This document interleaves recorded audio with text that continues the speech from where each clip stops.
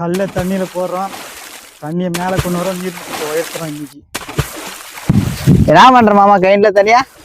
அட மாப்பிள்ள அந்த கொள்ளு செடி புல்லா எல்லாம் பூண்டு செடியா வைக்குதுடா. டேய் இங்க வேற எப்ப பிடிங்க வருது என்ன பண்றதுன்னே தெரியல.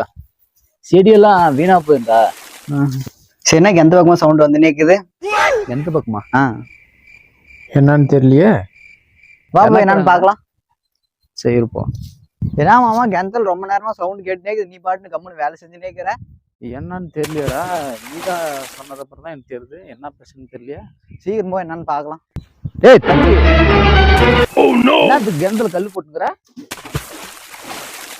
நீ யாரியா? டேய் நான் தானே அது கிணத்து ஓனரு. நீதான் கிணத்து ஓனரா? நான் உனக்குதான் நல்லது பண்ணிருக்கிறேன். நான் சின்ன வயசுல புக்ல கதையெல்லாம் படிச்சுட்டேன்.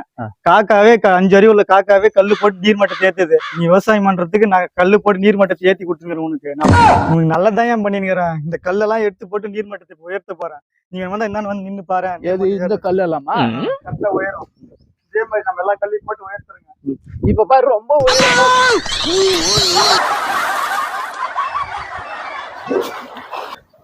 எங்கடா நீர் மட்டும் உயரும்னு சொன்னா உயரவே இல்ல.